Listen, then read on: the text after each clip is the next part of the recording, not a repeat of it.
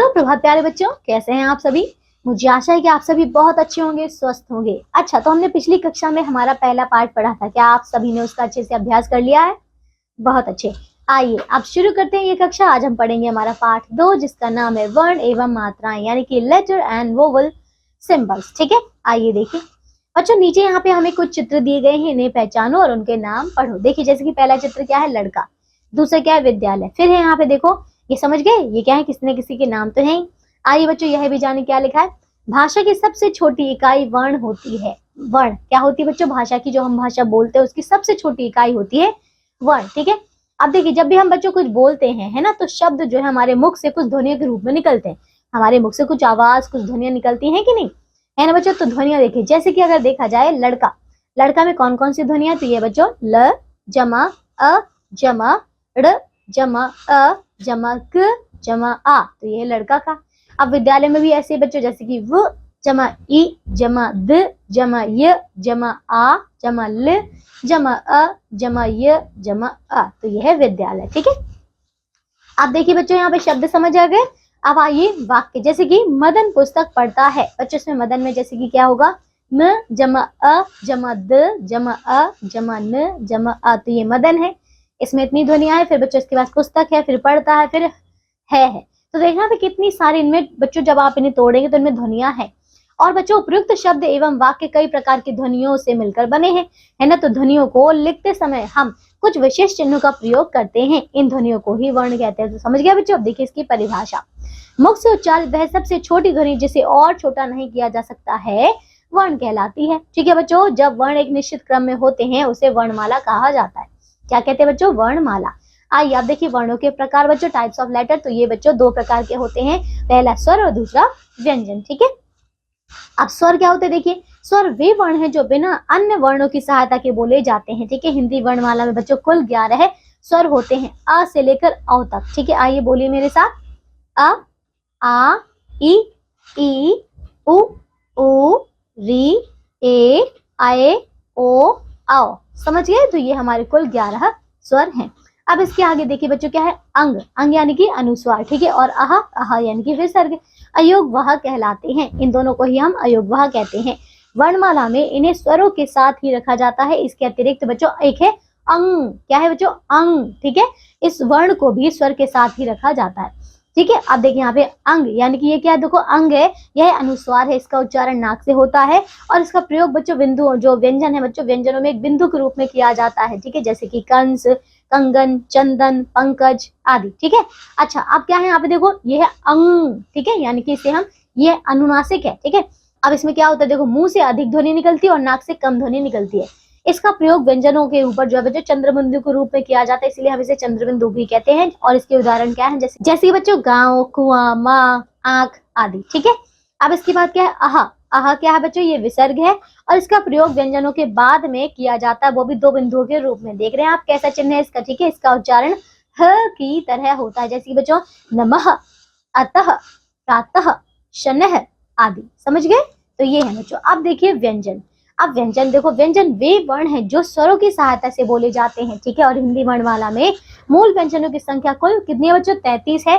ठीक है, और इन्हें 7 वर्गों में बांटा जाता है। ठीक है बच्चों, ये है क से लेकर ह तक। आइए इन्हें पढ़ेंगे। जैसे बच्चों हमारा पहला इसमें वर्ग है क वर्ग। ठीक है, देखिए क ख ग घ अंग। फिर च वर्ग है बच्चों, च छ ज झ इया। ट वर्ग, ट ठ ड ढ अण। त वर्ग, त थ द ध न। प वर्ग, प फ ब भ म। फिर य वर्ग, य र ल व। फिर बच्चों श वर्ग है, तो ये है श श सा और ह। ठीक है, तो ये हमारे कुल इसमें 7 वर्ग हैं। अब इसके आगे है बच्चों कुछ अतिरिक्त वर्ण। तो ये देखिए, एक तो बच्चों यहाँ पे अड़ और दूसरा है अढ़। दो अतिरिक्त वर्ण है और इनका विकास बच्चों ड और ढ के नीचे बच्चों बिंदु लगाकर हुआ है। ठीक है, और ये भी व्यंजनों के रूप में प्रयोग किए जाते हैं, परंतु इनसे कोई शब्द प्रारंभ नहीं होता है। ये सदैव शब्द के बीच में या अंत में आते हैं, जैसे बच्चों सड़क, कूड़ा, चढ़ाई, पढ़ आदि। ठीक है, अब इसके आगे आइए बच्चों कुछ संयुक्त व्यंजन यानी कि ज्वाइन कॉन्सोनेंट। ठीक है, देखिए तो बच्चों दो अलग अलग व्यंजनों से मिलकर बना हुआ एक व्यंजन बच्चों संयुक्त व्यंजन कहलाता है। ये अपने मूल रूप से भिन्न होते हैं और इनकी संख्या बच्चों 4 होती है। तो ये देखिए एक तो है सबसे पहले अक्ष। ठीक है, कौन सा बच्चों? अक्ष, यानी कि वो क्षत्रिय वाला। ठीक है, तो ये किससे बना है? क जमा श षटकोण, इससे बना है। और इसकी उदाहरण है कक्षा, दक्ष, पक्ष आदि। ठीक है, इसके बाद देखिए क्या है? त्र त्रिशूल वाला। तो ये है त जमा र से बना है। तो ये बच्चों इसके उदाहरण है मित्र, पत्र और त्रिशूल। फिर इसके आगे आता है बच्चों हमारा ज्ञानी वाला। ठीक है, तो ये देखिए किससे बनेगा? ज जमा इया से। इसके उदाहरण है ज्ञान, विज्ञान, यज्ञ। ठीक है, फिर आता है श्रमिक वाला। तो ये बच्चों श जमा र से बनेगा। तो ये हो जाएगा श्रम, परिश्रम और आश्रम। समझ गए? आइए अब देखो बच्चों द्वित्व व्यंजन, यानी कि बच्चों क्या है? ये डबल कॉन्सोनेंट। आइए देखिए, जब एक ही व्यंजन दो बार जो है साथ साथ आए ना, तो उसे द्वित्व व्यंजन कहते हैं। ठीक है, इसमें पहला व्यंजन जो है बच्चों वो स्वर रहित होता है, जबकि दूसरा व्यंजन इसमें स्वर सहित यानी कि वो पूरा होता है। ठीक है, जैसे कि बच्चों देखिए क जमा क तो बनेगा कक। इसका उदाहरण है मक्का और मक्कार। ठीक है, फिर क्या है? च जमा च, तो यह है चच और इसका उदाहरण है बच्चा और सच्चा। फिर है न जमा न, तो ये बनेगा नन और इसका उदाहरण है गन्ना और अन्न। फिर है त जमा त, तो ये बनेगा तत, इसका उदाहरण है पत्ता और कुत्ता। ठीक है, अब यहाँ देखिए बच्चों दो अलग अलग व्यंजनों से मिलकर बना हुआ नया व्यंजन बच्चों संयुक्ताक्षर कहलाता है। क्या? अब देखो जैसे अभी हमने ऊपर देखा उसमें दो एक समान थे, लेकिन अब आते हैं दो अलग अलग व्यंजनों को अगर जोड़ेंगे तो ये बच्चों संयुक्ताक्षर कहलाएंगे। ठीक है, और ये मिलने पर भी अपने मूल रूप में विद्यमान होते हैं। ठीक है, इनमें पहला व्यंजन स्वर रहित होता है, दूसरा व्यंजन स्वर सहित होता है। ठीक है, जैसे कि क जमा ख, तो ये कख बनेगा, इसका उदाहरण है मक्खी और मक्खन। च जमा छ, तो ये चच बनेगा, इसका उदाहरण है बच्चों गुच्छा और अच्छा। फिर प जमा य, तो ये पय बनेगा बच्चों, इसका है प्यार और प्याज। फिर आता है म जमा ह, तो ये बच्चों मह बनेगा और इसका उदाहरण है तुम्हारा और कुम्हार। ठीक है, आइए बच्चों यह भी जाने क्या है। देखो स्वर रहित व्यंजन को हल बच्चों देख रहे हैं यहाँ पे इस प्रकार का चिन्ह के साथ दर्शाया जाता है, जैसे कि क बच्चों यहाँ पे क्या है? ये स्वर रहित है, तथा क जमा आ अगर बोले जाए तो ये बन जाएगा क। समझ गए? स्वर सहित है। ठीक है, अब इसके आगे देखिए बच्चों मात्राएं, यानी कि साइन ऑफ वोवल्स। देखिए तो बच्चों मात्राएं क्या होती है? देखो बच्चों मात्राएं स्वरों के चिन्ह रूप होते हैं। जब देखो स्वर किसी व्यंजन के साथ जुड़कर प्रयोग में लाया जाता है तो वो देखो अपने मूल रूप में ना आकर उसका बच्चों एक दूसरा चिन्ह वहां पे प्रयोग किया जाता है और इन्हीं चिन्हों को हम मात्राएं कहते हैं। हिंदी में बच्चों केवल 10 मात्राएं हैं। ठीक है, समझ गए? आओ इन मात्राओं को पढ़ें, लेकिन उससे पहले बच्चों यह भी जाने क्या लिखा है। देखो अ स्वर की कोई मात्रा नहीं होती है, याद रखिएगा। ठीक है, देखिए बच्चों जैसे कि स्वर हमें दिया है आ की तो कोई मात्रा नहीं है। ठीक है, अब अगर क है, क के साथ अगर आ उसमें पहले से ही जुड़ा हुआ बच्चों इसकी कोई अलग से मात्रा नहीं है, तो ये बनेगा क। इसका उदाहरण है कलश। ठीक है, इसी प्रकार देखिए आ की मात्रा क्या बनेगा? क जमा आ की मात्रा बनेगा का, और ये उदाहरण इसका कागज। फिर क्या? ई की मात्रा बच्चों देखो क जमा ई की मात्रा बनेगा की, तो ये है किताब। फिर ई, तो ये देखिए ई की मात्रा क जमा ई की मात्रा बनेगा की, इसका उदाहरण है कीमत। इसी प्रकार री की मात्रा आती, इसी प्रकार बच्चों ऊ की मात्रा आती है, तो ये बनेगा क जमा ऊ, तो कु, और इसका है बच्चों कुली। फिर है ऊ की मात्रा बच्चों, तो बनेगा ये कु, तो ये हो जाएगा देखो इसका उदाहरण खूब। फिर आता है बच्चों री की मात्रा, तो ये बनेगा क जमा री की मात्रा क्री, और ये है फिर क्या? कृषक। फिर आता है क जमा ए की मात्रा बच्चों, तो ये हो जाएगा के केला।